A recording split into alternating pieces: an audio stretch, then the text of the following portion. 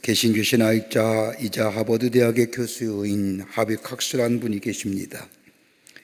지금으로부터 약 50년 전에 세속도시란 책을 써서 신학계와 더불어 교회에 큰 반향을 일으킨 분입니다. 그가 세속도시를 책을 쓴 이유는 많은 사람들에게 교회가 세속화에 대하여 경계심을 갖기 위함이었습니다.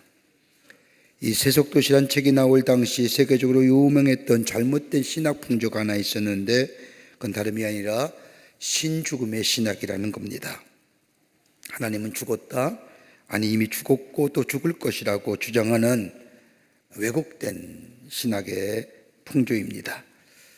그 이유는 다름이 아니라 과학과 기술의 진보로 인하여 과학이 우상화되며 과학이 우리의 삶의 모든 것을 해결해 주기에 신을 의지하는 마음, 신에 대한 동경심이 과학을 의지하는 마음으로 바뀌어졌기 때문이라는 겁니다. 과학과 기술의 진보가 하나님을 의지하는 종교적 마음을 과학에 의지하는 마음으로 바뀌게 했다는 겁니다. 그래서 하나님을 의지하는 종교적 심성이 사라지고 하나님은 죽었다라고 말합니다. 이에 대하여 주장에 대하여 하비 칵스는 말하기를, 그럼에도 불구하고 세속도시에서 여전히 하나님이 살아계실 뿐만 아니라 이 세속의 역사 가운데서도 하나님은 주관하시고 역사하신다고 역설합니다. 이 역설에 많은 사람들이 감명을 받습니다. 그런 후 30년이 지난 2000년대에 와서 그는 또다시 한 권의 책을 씁니다. 그 책은 하늘로부터 오는 불이라고 하는 The Fire from the Heaven 이란 책임의 책입니다. 21세기를 향한 과학문명의 발달로 인하여 컴퓨터와 그 밖의 사회관계망인 인터넷과 인공기술, 또 전자공학 등의 발전으로 인하여 많은 사람들이 삶의 풍요로움을 느끼면서 교회가 점점점 어려워질 것이라는 겁니다. 사람들은 교회에 출석도 줄어들게 될 것이고, 예전처럼 교회에 출석하여 예배하는 것을 생명처럼 느끼는 시대는 지나갔기에 교회는 침체되고 전국적으로 교회가 종말에 당할 것이라고 얘기하는 사람들을 향해서 이 하비 칵스는 단호하게 얘기합니다. 아니다. 그러면서 설명합니다. 처음부터 교회는 사회적이고 정치적이며 무슨 관계적인으로 시작된 공동체가 아니라 하나님의 거룩한 영인 성령의 역사로 시작된 공동체, 그러기에 성령의 역사와 성령의 은혜로 말미암아 교회가 존재할 뿐만 아니라 교회가 부흥하시다라고 이야기하면서 세 가지 차원에서 교회의 부흥을, 성령의 역사를 통하여 교회가 새로운 존재로 매일매일 새롭게 되는 이유를 얘기합니다. 하나는 하나님이 아니라 성령의 체험이라는 겁니다. 성령을 체험한다는 것은 지식의 문제도 아니라는 겁니다. 의지의 문제도 아니고 감정의 문제나 과학의 문제가 아니라는 겁니다. 성령의 충만함은 존재의 문제요, 더 나아가 종말론적인 의식이 담겨져 있다는 겁니다. 성령이 충만하다는 것은, 받는다는 것은 내일의 문제가 아니라 영혼의 문제입니다. 이걸 가리켜서 하비 칵스는 원초적인 성령이라고 부릅니다. 이 원초적인 성령, 예수 그리스도를 구원의 주임을 고백하며 예수를 영접하게 될 때 이 원초적 성령이 우리 안에 임하게 됩니다. 이 성령 안에서 기도합니다. 기도하면 병이 낫는다. 이 원초적인 신앙의 모습입니다. 기도하면 병이 날 뿐만 아니라 기도하면 문제가 해결된다. 이 원초적 성령에 의해서 기도하는 이 원초적 신앙, 다름이 아니라 성령의 체험이 가능하다는 겁니다. 저 마태복음 12장 28절의 말씀처럼 내가 하나님의 성령을 힘입어 귀신을 쫓아내매라고 하는 말씀처럼 오늘도 성령 안에서 기도하게 될 때에 병이 나가고 귀신이 나가고 그리고 새로운 역사가 일어나는데, 이 성령의 역사는 우리의 삶의 절망의 자리에서 소망의 삶으로 옮겨지는 역사, 저 세상이 주는 소망과 다른 하나님의 살아있는 소망이 우리 안에 있게 된다는 겁니다. 뭘로요? 성령의 역사하심을 통해서 말입니다. 이 역사가 교회에 있다는 겁니다. 그러기에 교회는 절대로 무너지지 않는다는 겁니다. 또 하나 있다고 한다면 성령은 우리로 하여금 자유케 하신다는 겁니다. 세상의 욕망이나 두려움이나 세상의 복잡한 문제에 대하여 절망으로부터 성령이 우리 안에 계시면 자유로운 역사가 우리 가운데 있어지게 된다는 겁니다. 그냥 그대로 버려두는 것이 아니라, 시간이 흘러가는 대로 그냥 가버려 두는 것이 아니라, 하나님의 믿는 믿음 안에서, 성령 안에서 기도하게 될 때에 성령의 도우심을 통해서 나를 부자유하게 하며 나를 오늘 막는 것으로 내 안에 욕망이나 내가 두려움으로부터 set free, 자유케 하신다는 겁니다. 여러분, 성령 받았다는 게 뭘까요? 자유로웠다는 겁니다. 자유로워졌다는 겁니다.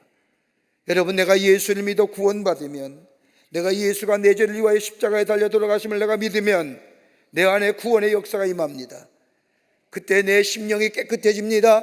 그 안에 거룩한 영이 내 안에 임하게 될 때에, 내 안에 성령이 임하게 될 때에 내 죄의 문제가 해결되고, 내 죽음의 문제가 해결되고, 내 삶의 욕망과 내 정욕의 문제가 해결되기에 내 안에 자유함의 역사를 경험하게 됩니다. 이게 성령의 역사입니다. 이 역사가 교회에 있기에, 여러분, 이 성령의 역사가 교회에 있기에 교회는요, 자정의 역사가 있는 겁니다. 세상이 뭐라 해도 교회 안에 성령의 역사가 있기에 스스로가 내가 깨닫고 회개하며 돌이키는 역사가, 왜요? 교회는 성령이 역사하는 공동체이기 때문입니다. 또 하나 있다고 한다면, 성령의 역사가 아니면 예수님을 구원의 주로 받아들일 수 없다는 겁니다. 고린도서 12장 23절의 말씀을 보면, 하나님의 영으로 말하는 자는 누구든지 예수를 저주할 자라 하지 아니하고 성령으로 아니하고는 누구든지 예수를 주라 시인할 수, 주라 고백할 수 없느니라고 하는 말씀처럼, 하나님의 거룩한 영이 있기에 예수가 나의 구원의 주임을, 내 죄가 예수의 십자가의 놀라운 은혜로 사해졌음을 내 안에 매일매일 확신하며 살아가기에 나를 의롭다 여기게 하실 뿐만 아니라 나를 성화의 삶으로 인도해 주신다는 겁니다. 그러기에 그리스도의 삶은 성령의 역사를 통해서 살아가는 겁니다. 성령의 충만함을 받으며 살아가는 겁니다. 성령이 내 안에 충만하게 될 때에 비로소 구원의 역사와 더불어 확신과 더불어 그 성령의 역사를 통하여 새로운 창조의 역사를 경험할 수 있습니다. 이것 때문에 교회는 성령의 역사요, 이 성령의 역사가 있기에 교회는 생명력이 넘치는 공동체가 되고, 이 교회는 주님 오시는 날까지 영원할 거라는 겁니다. 그런데 오늘 본문의 말씀을 보십시오. 오늘 본문의 말씀의 8절의 말씀을 보면 단어 하나가 나오는데 성령이 충만하라는 단어입니다. 여러분, 가만 보십시오. 오늘 본문의 앞뒤를 보면 베드로가 공회 앞에 서 있습니다. 이 공회는 얼마 전에 예수님을 재판했던 사람들이요, 그 장소입니다. 그리고 빌라도 법정으로 넘겨져서 형식적으로 빌라도의 재판에 의해서 돌아가신 것처럼 되어 있지만, 내막적으로는 사내들인 공회에 바로 베드로가 서 있는 그 자리에, 예수님을 십자가에 못 박기로 결정한 그 자리에 베드로가 서 있는 겁니다. 예수님을 십자가에 못 박은 사람들 앞에서 오늘 베드로가 뭐라고 얘기합니까?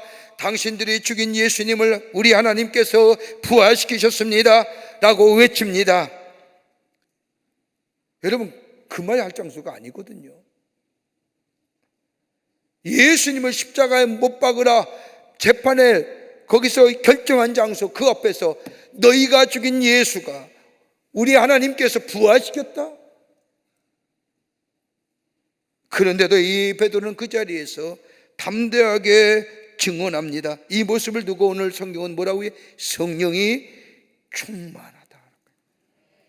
여러분, 충만하다는 말은 원래 신학적으로 보면 사도행전의 저자인 누가만 사용하는 용어입니다. 충만하는 것은 흘러넘치는 것을 얘기합니다. 내 지식이나 내 노력이나 내 마음이 아니라 예수 그리스도의 마음이 내 안에 가득 채워 흘러넘치는 것을 충만하다는 겁니다. 신비로운 곳에 내 마음이 사로잡혀 있음을 말합니다. 거룩한 영에 붙들려 있음을 의미합니다. 여러분, 사람이 변화한다는 게 쉬울까요? 여러분, 사람이 변화되는 건 신비로운 일입니다. 여러분, 변화는 성경에서 말하는 변화는 창조의 역사입니다.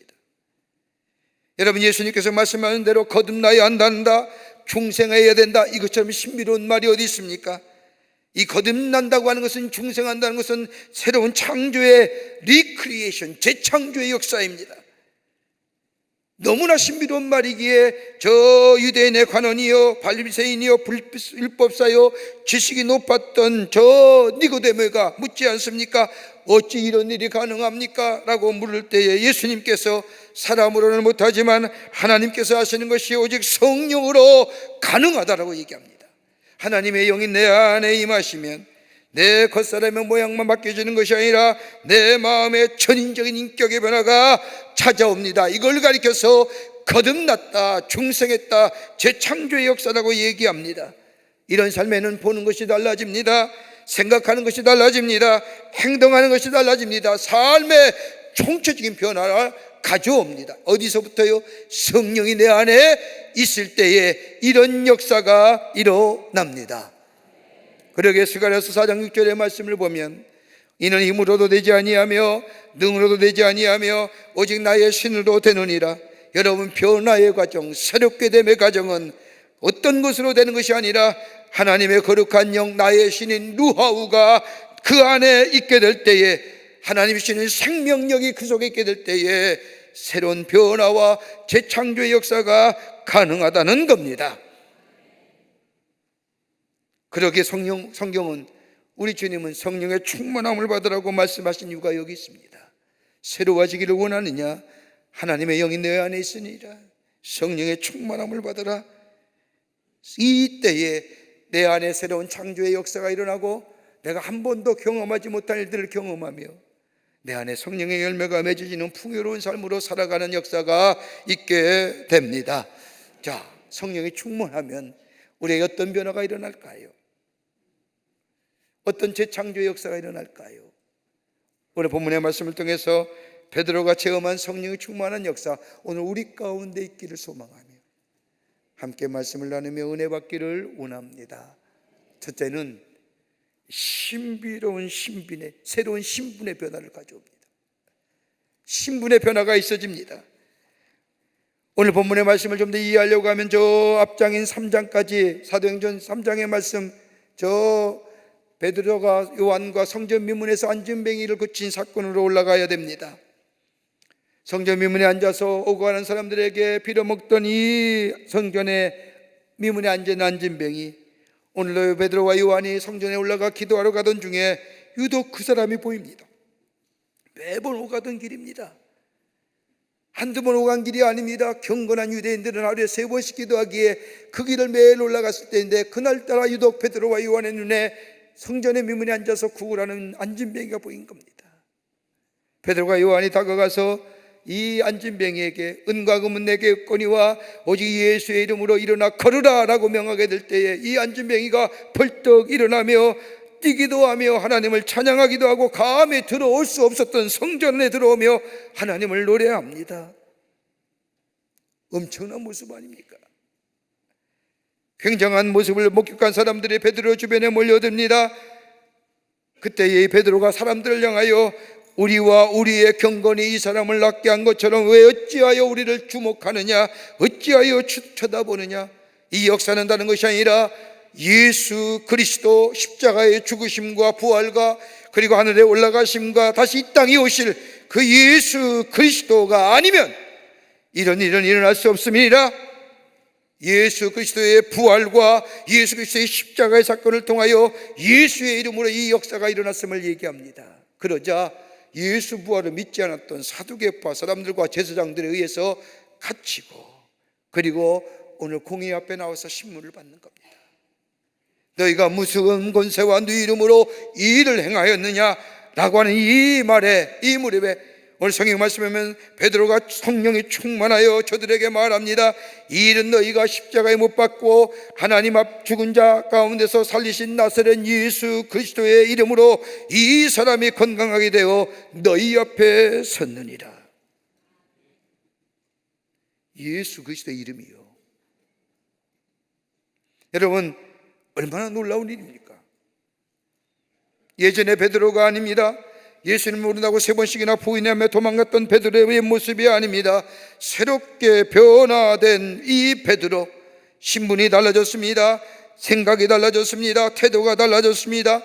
예수님을 따라다니면서 그렇게 오래 다녔지만은 하나님의 사람이라는 확신도 없었고 예수에 대한 소망도 없었고 자신의 개인의 안위를만 생각했던 이 베드로, 그러게 저 가이사랴 빌립보에서 주는 그리스도시요 살아계신 하나님이라 고백했을 때에도 그 고백이 진정 무엇은 고백인지 알 수 없었던 이 베드로, 그런데 성령에 충만하게 될 때 그는 새로운 존재로 변화됩니다.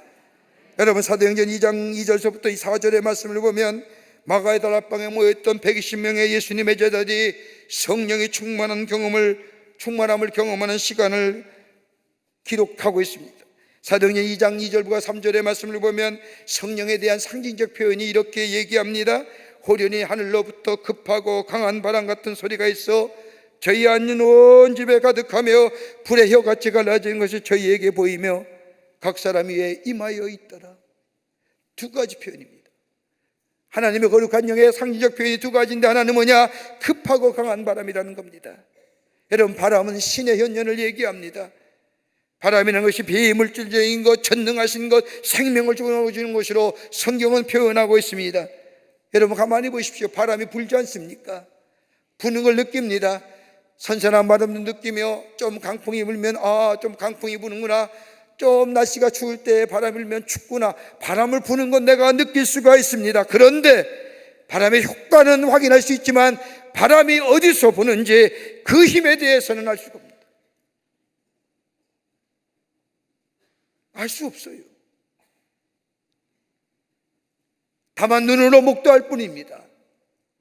그러게 성경에 말하는 강한 바람 같은 것은 성령의 전능하신 생명을 부어주시는 역사를 상징적으로 얘기합니다. 저 마가의 다락방에서 급하고 강한 바람이 임했다는 것은 뭐예요? 생명의 역사를 새롭게 경험했다는 거예요. 또 하나, 불의 혀같이 갈라진다고 얘기합니다. 여러분, 성경에서 불이라는 게 어떤 걸까요? 하나님의 강한 에너지, 영향력, 생명의 역사를 얘기합니다. 파괴적인 것이 아니라 급하게 오는 강력한 에너지. 여러분, 불을 가만히 보십시오. 다 변화시키지 않습니까? 아니, 본체까지도 변화시키지 않습니까? 그게 불은 변화합니다. 정결케 합니다. 고귀하게 합니다. 깨끗하게 합니다. 묶여진 걸 해방시켜 줍니다. 그러기에 저 성령의 역사, 불의 혀같이 갈라지는 것이 내 안에 몇 때에 내 삶의 새로운 변화, 내 본질, 본제, 본 존재가 달라지는 역사를 경험한다는 겁니다. 정결게 됩니다. 기쁘게 됩니다.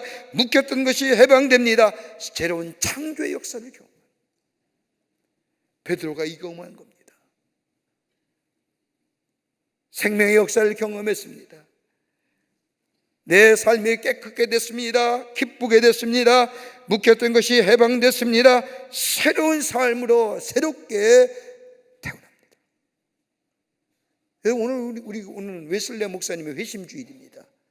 1738년 5월 24일 날 저 영국의 한 저 모퉁이에 올드스게이트라는 거리를 건너가던 이 웨슬레 목사님이 8시 45분에 저 성공회당에 하나님의 귀한 말씀을 전하는 성회가 열렸을 때 그 자리에 앉아서 로마서의 주석을 읽을 때에 그의 마음에 성령의 큰 역사를 경험한, 뭐요? 불 같은 역사, 바람 같은 역사. 그럴 때에 그의 삶이 달라졌지요. 아침만 해도 하나님의 말씀을 읽을 때에 번민과 고민과 그리고 이 말이 무슨 뜻인지 알 수 없어 수없이 되새기며 하루 종일 길을 걸었던 이 웨슬레, 저 올드스게이트라고 하는 저 성공회당에 쭈그리 앉아서 하나님의 말씀을 들을 때에 그 말씀이 그의 마음속에 강력하게 성령으로 충만케 임하자 그의 신분이 달라지죠.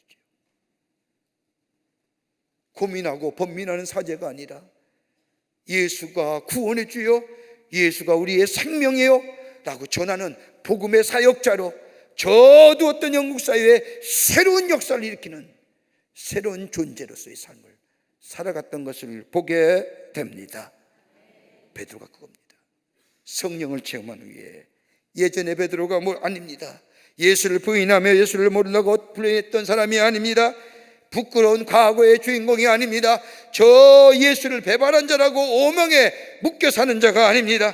하나님의 거룩한 영을 체험했습니다. 바람과 같은 성령, 불 같은 성령을 체험한 이 베드로, 그러기에 새로운 존재로서 저 산헤드린 공의 앞에 너희가 죽인 예수, 우리 하나님이 살려내셨다, 내가 그 예수의 이름으로 저들을 고쳤다고, 내가 한 것이 아니라 우리 주님이 하셨다고 했습니다.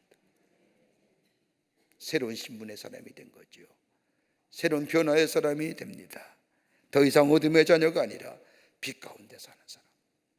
성령이 내 안에 있을 때에 우리는 새로운 존재로서의 변화가, 그리고 하나님의 사람으로 새롭게 되는 역사가 우리 가운데 있게 되는 줄 믿습니다. 두 번째는 용기의 사람이 됩니다.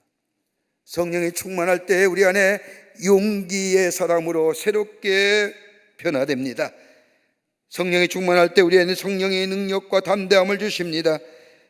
거저 얻어지는 것이 아니라 성령이 내 안에 충만하게 있을 때에 능력의 역사와 더불어 담대함의 역사를 경험할 수 있다는 겁니다. 오늘 본문 말씀을 보면 베드로에게 제사장과 사두개파 사람이 묻습니다. 너희가 무슨 권세로 네 이름으로 이 일을 행하느냐? 이 질문에 베드로가 너희가 십자가에 못 박고 하나님께서 죽은 자 가운데 살리신 나사렛 예수 그리스도의 이름으로 행하노라. 그 다음에 뭐라고 얘기해요? 오늘 4장 12절의 말씀이면 우리가 너무나도 잘 아는 천하 사람 중에 구원받을 만한 다른 이름을 우리에게 주신 일이 없느니라 라고 해요. 오직 예수만이 구원해 주라. 가만 보십시오. 이 자리가 어떤 자리예요? 말 한마디에 잘못하면 생명이 오가는 자리, 죽음과 생명이 오가는 자리. 그런데 그 앞에서 담대하게 능력 있게 예수님을 증거합니다. 여러분 가만 보십시오. 예수를 믿는다고 하면서 우리 주변의 분들 가만히 보면 세상을 향하여 예수에 관하여 말하기를 얼마나 쑥스러워합니까? 나 예수 믿는 사람이요, 나 예수의 사람이요. 어떤 사람은 세상에 말은 입에 침을 튀겨가면서 말하는데 막상 예수에 믿으면서 예수에 관한 말을 하고자 할 때는 꿀먹은 봉오리가 됩니다. 어떤 분은 연설하라고 하면 그렇게 훌륭한 연설 잘할 수 있음에도 불구하고 기도하라고 하면 못한다는 분들 계십니다. 여러분 어느 때 사람이 자신 있게 얘기할까요? 두렵지 않을 때에 자신의 소실을 얘기할 수 있는 겁니다. 두려움이 없는 거예요. 베드로는 두려움이 없습니다. 성령이 충만한 베드로는 그러기에 관원들과 서기관들 앞에서 너희 모든 이스라엘 백성들은 알라, 너희가 죽인 예수 그리스도 우리 하나님이 살려내셨고 그를 믿는 자마다 구원하며 다른 이름 우리에게 구원받을 만한 이름을 주신 일이 없느니라. 그러기에 예수 믿으라고 얘기하는 겁니다. 얼마나 무서운 말일까요? 얼마 전만 해도 예수 죽이고 십자가에 못 박혀 죽은 줄 알았는데, 이 담대한 능력의 역사가 어디서 나왔을까요? 하나님의 거룩한 영이 우리 안에 있을 때에, 성령의 충만함이 우리 안에 있을 때에. 여러분 성령을 얘기할 때 가장 성령을 잘 표현한 용어가 뭘까요? 다름이 아니라 보혜사란 용어입니다.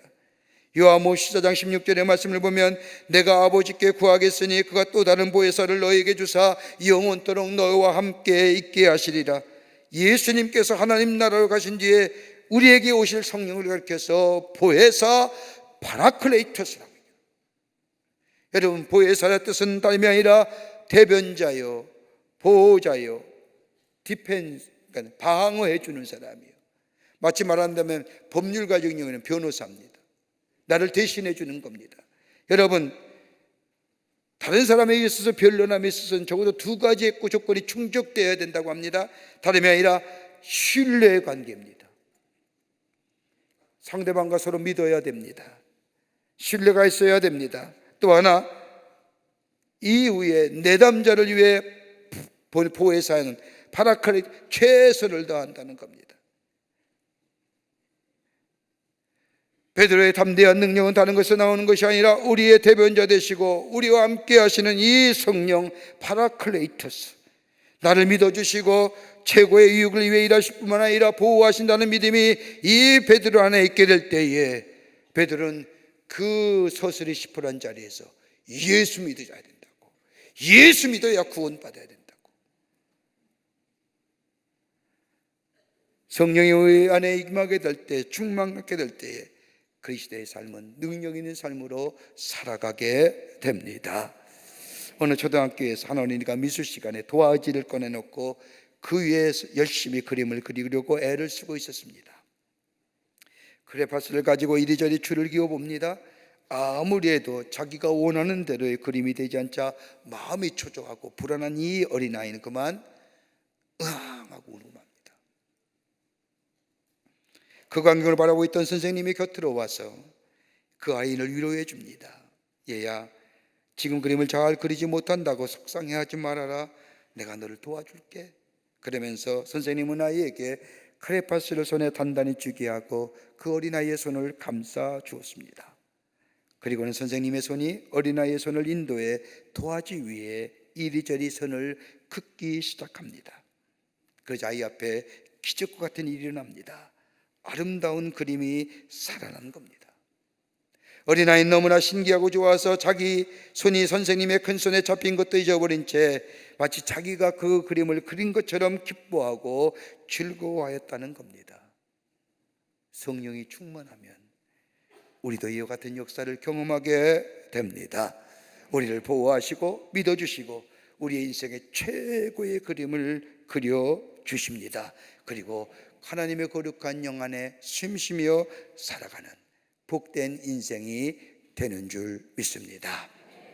끝으로 성령이 충만하면 그리스도의 영광이 나타납니다. 하나님의 영이 내 안에 충만하게 될 때에 예수 그리스도의 영광이 나타난다는 겁니다.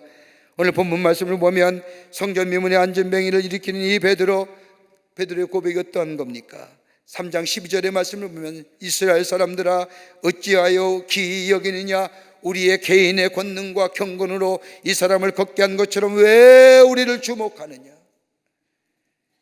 그리고 4장 10절에 오늘 본문의 말씀에 와서는 너희가 십자가에 못 박고 하나님의 죽은 자 가운데서 살리신 나사렛 예수 그리스도의 이름으로 이 사람이 건강하게 되었느니라. 베드로가 앉은 뱅이가 일으킨 것이 아니라 예수 그리스도께서 하나님이 행하신 일이라 하며 모든 영광을 하나님께 돌립니다. 얼마나 놀라운 일일까요? 한번 생각해 보세요. 분명히 베드로가 앉은 뱅이의 손을 붙잡고 예수 그리스도의 이름으로 명하노니 일어나 걸으라 하고 뭐 했다고 그랬어요? 잡아 일으켰다 했어요. 누가 한 거예요? 베드로가 한 거예요. 분명히 베드로가 한 거예요. 여러분, 우리도 마찬가지잖아요. 우리가 기도할 때에 응답을 받습니다. 기적의 역사가 일어납니다. 놀라운 일들에 교회를 섬기며 서로 사랑하며 선대접할 때마다 놀라운 일들이 일어납니다. 그래서 주님을 영화롭게 하며 기쁘게 하며 밤이 맞도록 하나님의 교회를 섬기며 이웃을 섬깁니다. 엄밀하게 말하자면 누가 한 겁니까? 내가 한 것 같지만, 베드로가 한 것 같지만 베드로가 한 것이 아니라, 내가 한 것이 아니라 이 사건의 주인공은 우리 주님이 하신 것입니다. 오해하는 거예요. 내가 한 것처럼 생각하니까 뭐예요? 인정받으려고 하는 거예요. 내가 한 것처럼 착각하니까 뭐예요? 내가 손을 잡았는데, 내가 닦고 쓸었는데, 내가 기도했는데, 내가 기도했지만 주신 이는 누구예요? 하나님이에요. 하나님이 하시지 않으면 여기에 뭐예요? 교만함이 생기고 남에게 인정받으려고 하는 거예요.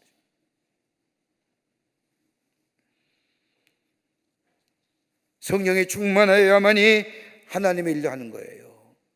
주님이 나를 사용하실 때 내가 일할 수 있는 거예요. 내가 아무리 하려고 노력해도 주님이 내 마음에 나를 감동하거나 나를 인도하시면 내 안에 역사가 일어나지 않는 거예요. 여러분, 시간을 들여서 헌신한 것도 그렇잖아요. 우리가 얼마나 바빠요. 시간 다 없다고 얘기해요. 자기의 시간이 있어도 남을 향한 시간은 없는 거예요. 그런데 내 마음에 성령이 감동하면 내 시간 들여서 하나님의 전을 섬기며 주의 사명 감당하잖아요. 물질도 마찬가지지 않습니까? 오늘 선교주일로 지내요. 나를 부르시고 나를 새롭게 하신 하나님의 놀라운 은혜, 나를 부르신 궁극적인 목적은 나를 통하여 예수의 복음이, 나를 새롭게 한 복음이 온 땅에 증거되기 위해서 하나님이 불러주신 이 놀라운 역사. 그러기에 여러분, 내게 성령이 마음 주시지 아니하시면 여러분, 내가 물질 드리는 거 쉽지 않은 일이에요. 쉬운 일입니까? 용서하십시오. 그거 어떻게 번 돈인데, 그거 어떻게 이래서 얻은 돈인데, 하나님의 영이 내 안에 감동되지 아니하면, 내 안에 구원의 감격과 하나님의 은혜의 감사와 감격이 내 안에 없으면, 성령이 충만하지 않으면 그거 드려지기 쉽지 않아요.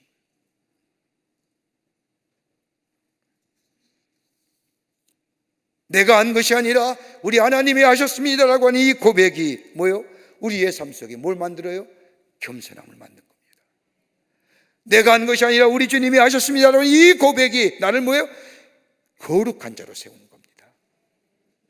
이 고백 속에 내 삶이 달라지며, 내 언어가 달라지며, 내 태도가 달라지며, 내 인격이 달라지며, 내 성품이 달라지는 역사, 주님이 하셨습니다. 그러로 인하여 뭐예요? 하나님이 영광 받으십니다. 새로운 생각과 새로운 사고방식에 우리 주님이 쓰셨던 언어, 우리의 태도, 우리의 인격이 성령으로 인하여 충만케 되어 변화되는 역사가 있게 될 때에 풍성한 역사가 일어납니다. 그러기에 성령이 충만하면 겸손한 자 되어 거룩한 심령이 됩니다. 내 언어가 달라지고요, 내 태도가 달라지고, 내 인격이 달라지고, 내 성품이 달라지는, 그로 인해 내 안에 풍성한 열매가 맺어지게 됩니다. 지금의 시대는 성령이 충만한 그리스도인들을 원합니다. 나를 통하여 예수가 증거되는 인생. 하나님의 영이 내 안에 계시면 내가 예수의 사람인 것을 증거하지 못하나, 영이 내 안에 계시면 예수 그리스도가 증거되는 것처럼 성령이 충만한 삶이 될 때에 우리 안에 새로운 창조의 역사를 경험하게 됩니다. 그러기에 성령을 구해야 됩니다. 성령 받기 위해 기도해야 됩니다.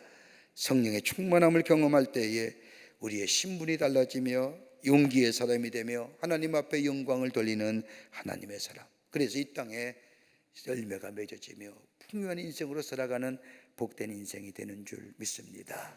이 은혜가, 이 충만함의 역사가 여러분과 저 가운데 넘쳐나시기를 주의 이름으로 축원합니다. 살아서 역사하시는 전능하신 하나님, 우리로 하여금 예수 그리스도를 알게 하시고 믿게 하시고 우리의 구원의 주로 받아들이며 주님과 함께 살아가는 하나님의 사람으로 세워주심에 감사합니다. 성령이 충만케 하여 주셔서 우리의 언어가 바뀌어지고 우리의 태도가 바뀌어지며 우리의 인격이 달라지며, 그래서 우리가 통하여 하나님의 살아계심을 증거하는 저희들의 삶으로 삼아주시사 이 땅에 복음의 역사가 널리 증거될 뿐만 아니라 그로 인하여 풍성한 열매를 맺어 하나님 앞에 영광을 돌리며 많은 자들에게 하나님의 살아계심을 증거하며 사는 저희들로 삼아 주시옵소서. 예수님의 이름으로 기도하옵나이다. 아멘.